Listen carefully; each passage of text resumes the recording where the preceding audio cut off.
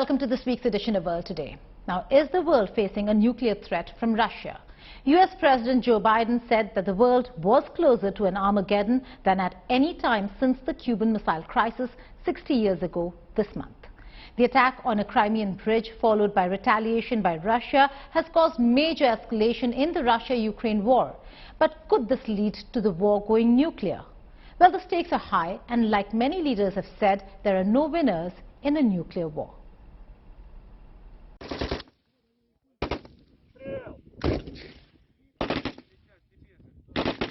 Escalation in the Russia-Ukraine war has alarmed the world.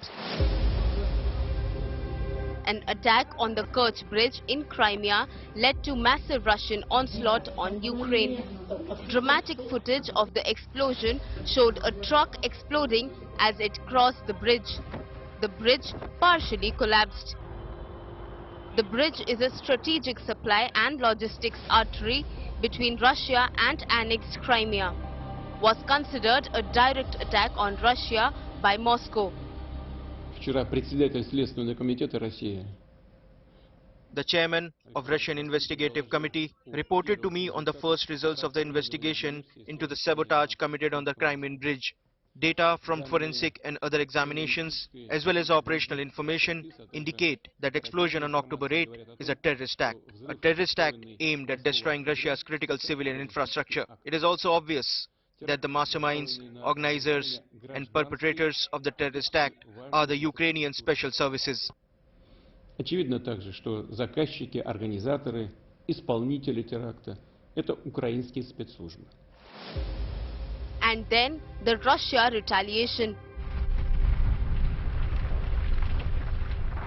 Vladimir Putin's military launched deadly strikes on Kiev and other Ukrainian cities. The missile and drone attacks reminded the world of the devastation that Russia is still able to unleash in the country, despite Ukraine's sweeping military gains in the recent months. The threat turned nuclear when Putin made it clear that he is willing to use nuclear weapons against Ukraine. Russian citizens can be sure that the territorial integrity of our homeland, our independence and freedom will be provided. I will stress once again, with all the means at our disposal, those who try to blackmail us with nuclear weapons should know that the wind can turn their way.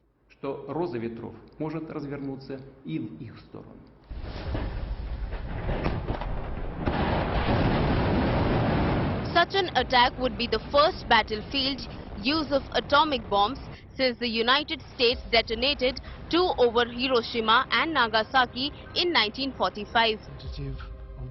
This led to an emergency session of the UNGA. While the body had gathered to vote on a resolution on Russia's annexation of 4 captured Ukrainian territories, the focus of many nations remained on the imminent nuclear threat. A direct threat to US, NATO or its treaty allies, to whom they have direct defense obligations, could lead to retaliation, but would that extend to Ukraine? It will have severe consequences if Russia uses nuclear weapon, any kind of nuclear weapon against Ukraine. This is something Russia knows, something NATO and NATO allies have communicated in different ways to Russia. And we will not go into exactly how we will respond, but of course this will fundamentally change the nature of the conflict. It will mean that a very important line has been crossed. Even any use of a smaller nuclear weapon will be a very serious thing, fundamentally changing the nature of the war in Ukraine, and of course that will have consequences, and Russia knows there will be consequences. Confining their policy to defend to NATO member states while Ukraine continues to fight a lone battle with threat of nuclear weapon, tactical if not strategic. I think if Russia used nuclear weapons against Ukraine, the response from the West, first and foremost, would be a diplomatic and economic campaign to further isolate and weaken Russia, and secondarily a campaign to further strengthen and defend Ukraine from Russia, possibly including giving them Patriot anti-missile batteries so that they could defend themselves against Russian nuclear missiles. If Russia were to attack a NATO country directly, like attack Poland or some other NATO ally, then I think we're talking World War III. Then I think there would be a massive NATO response to try to disarm Russia and destroy their nuclear weapons in a preemptive strike. So I don't think Putin is going to run that risk. While there is no clear articulation of what the US will do should Russia use nuclear weapons in whatever form in Ukraine against Ukraine, the West is trying to enhance Ukrainian military capability. The group of 7 leading democratic economies vowed to stand with Ukraine for as long as it takes. France will deliver radar and air defense systems to Ukraine in the coming weeks, in particular to help Ukraine protect itself from drone attacks. Canada said it will provide over $34.06 million in the new military aid to assist Ukraine in dealing with Russia's invasion. International backers of Ukraine vowed to deliver new air defenses as fast as they can after a US-led group of some 50 countries held talks at NATO headquarters in Brussels. The EU states do not want to recognize Russian passports issued in the occupied territories of Russia and Georgia. The Netherlands will deliver 15 million euros worth of air defense missiles to Ukraine. There are Russian nuclear exercises that are happening right now. So, there is a lot of signaling. But the war is bleeding both sides. Moscow offered to return to the negotiating table, but with 4 Ukrainian territories captured and declared as Russian territory, Kiev has taken a hard stance against Moscow. A long-drawn war with continued nuke threats and strategic procrastination could cost both sides. Bureau Report, India Today. On Spotlight this weekend, I spoke with the spokesperson at the US Embassy here in New Delhi, Chris Elms, who discussed in detail what the nuclear threat really means, not just to the region, but to the world. Listen in.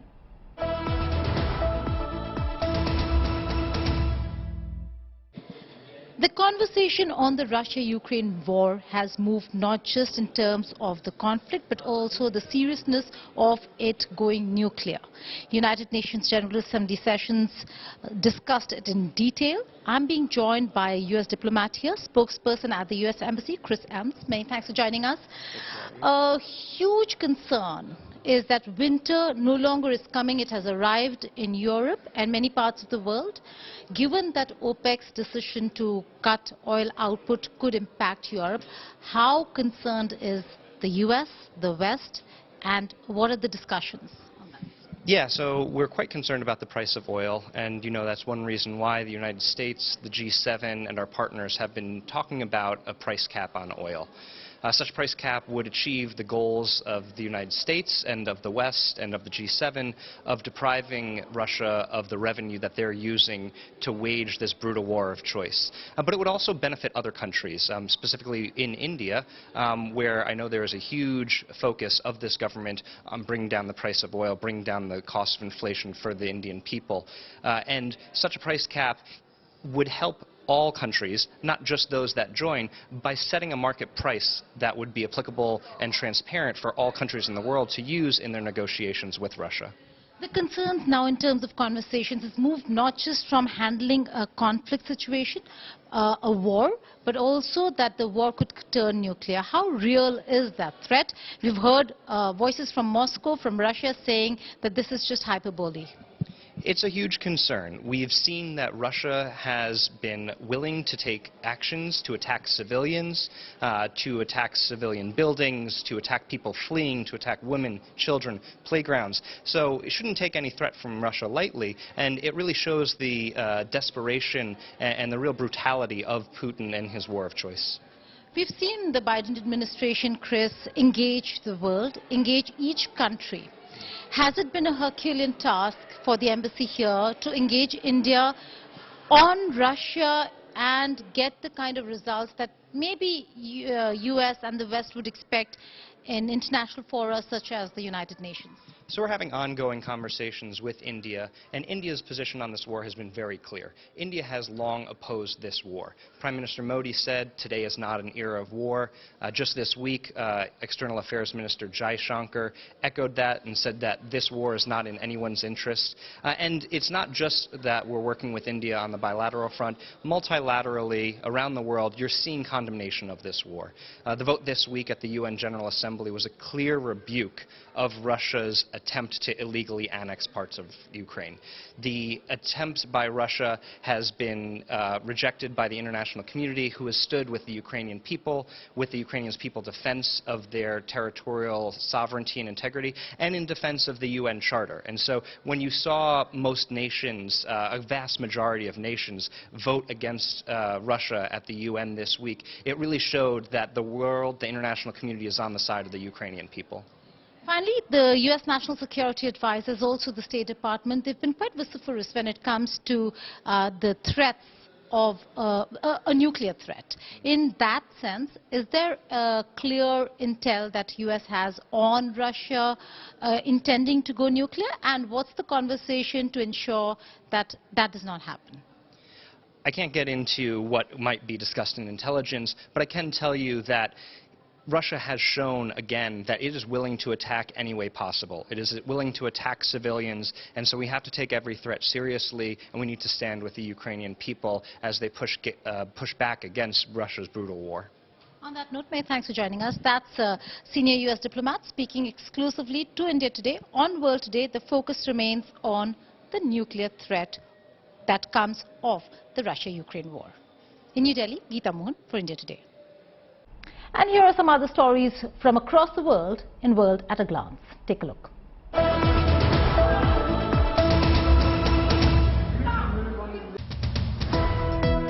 British Finance Minister Kwasi Kwarteng has been fired as Chancellor over the spiralling economic crisis. Kwarteng met Prime Minister Liz Truss after cutting short his visit to the United States and flying back. Thousands of Afghan women had sat for the university entrance exams in Kabul under the guard of Taliban snipers. Earlier, last month, at least 53 students were killed after a bomber detonated himself in a study hall. Women pilgrims can now come to Saudi Arabia for Hajj or Umrah without a mahram or male guardian. This was announced by Saudi Arabia's Minister of Hajj. Let's focus on the big climate summit that's going to take place in Egypt in November. Many promises have been made by various countries in various COP summits, but has there been real delivery? At COP26 in Glasgow, there were many promises that were made. The USA and the European Union rejected calls for a climate fund to compensate nations for climate-driven losses. But as different countries grapple with extreme weather conditions this year, the pressure is growing for loss and damage to be prioritized at COP27. What is going to be India's agenda at the summit? Here's a report. The science and impacts of climate change were never this clear. The Intergovernmental Panel on Climate Change is focused on mitigation and adaptation, warning that it's now or never to constrain average global temperature rise to 1.5 degrees Celsius above pre-industrial levels. We have already begun to see the effects. This COP27 will take place in Egypt. The Egyptian presidency of COP has made its strapline together for implementation. COP27 will be centered around one or two themes. Loss and damage is expected to take center stage. Famine-level drought in Somalia and devastating floods that left one-third of Pakistan, a country responsible for less than 1% of the world's carbon emissions, underwater, have only added urgency to the issue. The Green Climate Fund. High-income countries disperse $100 billion in climate finance annually to lower-income nations vulnerable to climate change between 2020 and 2025. That promise has not been met, causing tension at COP26. India's role is also going to be a vital one. India's pivotal role to promote the resilience of new and existing infrastructure systems to climate and disaster risks in support of sustainable development is also going to be showcased at COP27. COP27 is a really important convening forum where global organizations come together. There's a lot of discussion on what needs to be done to address climate change, both from the mitigation side of the story, which is sort of reducing emissions so that our global, we're not contributing to global warming, but also to see how we can adapt to what has already happened. You know, if you look at the globe is already now 1.1 degrees warmer. Yes. This is now established. The CDRI will release a biennial report on global infrastructure resilience on the state of resilient infrastructure in the world. One key thing that we're actually in the process of putting together right now is a report that will come out every 2 years. This will be our flagship report. It will be talking about the state of resilient infrastructure across the world. It's a country level analysis that's going on. It will be for all of the countries in the world, which will actually come out and say, you know, based on looking at risks from both natural hazards and climate change, your infrastructure in your country is facing certain kinds of risks. With smaller island nations, India has launched IRIS, which aims at facilitating resilient solutions to the 58 small island developing states across the Caribbean, the Pacific and the Indian Ocean, a likely counter to China's advancing steps through Belt Road Initiative. I don't want to call it a counter because I think that takes away from the discussion that we need to have. The discussion we need to have is that these island states are going to be suffering if they are not already suffering. And how can we, as you know, under the Prime Minister's leadership and as India, show our ability to help other countries, right? So how do we bring, we have some of the best thinkers, technology experts, you know, solutions we've been trying. How do we help other countries by bringing not only our expertise, but also pooling in expertise from other countries to help essentially nations that are facing more and more challenges. And it's not just to help them, it's also we ourselves can benefit from learning from others. So really CDRI's intention is to channel the right kind of interventions to address the growing risks from climate change. Much has changed in the world since COP26. Russia's war on Ukraine has caused a major geopolitical rift and worsened tensions, driving up gas prices and demand for fossil fuels amid sanctions imposed by Western countries. At COP26, Indian Prime Minister Narendra Modi said that India will reach its net zero emission targets by 2070, which is 2 decades later than the deadline set by the IPCC, which is 2050. But India could certainly play a larger role when it comes to disaster resilient infrastructure. With the biennial report that is going to be released will include countries that have suffered severely due to climate change, such as Pakistan, Somalia, in fact smaller island nations like Malta and perhaps China too.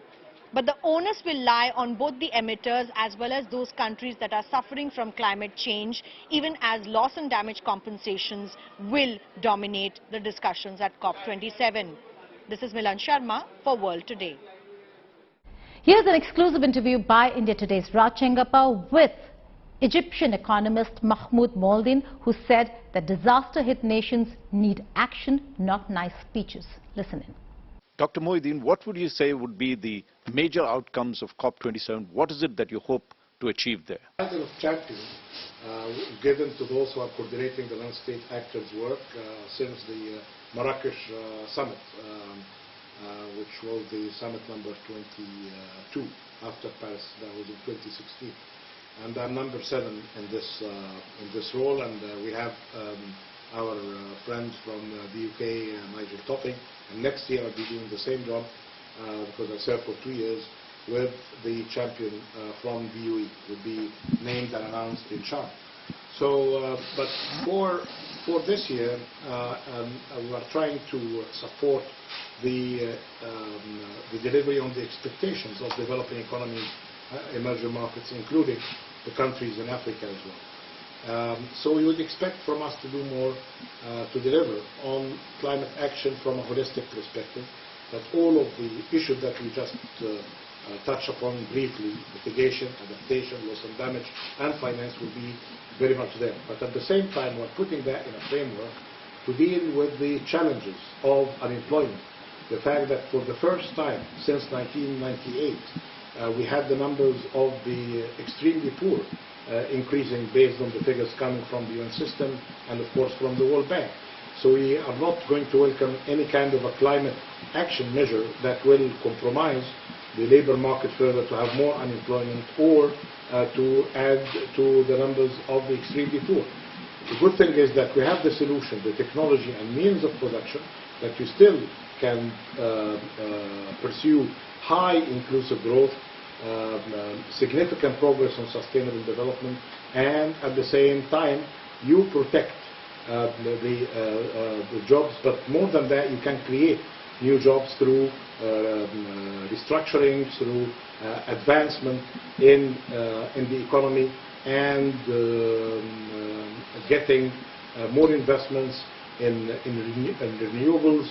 Even politicians during the ANGA have been citing figures about how much a dollar from the investments that you can put in adaptation and mitigation create multiples of dollars. First, it is important to invest because it's prevention, but it's important to invest as well, prevention of disaster.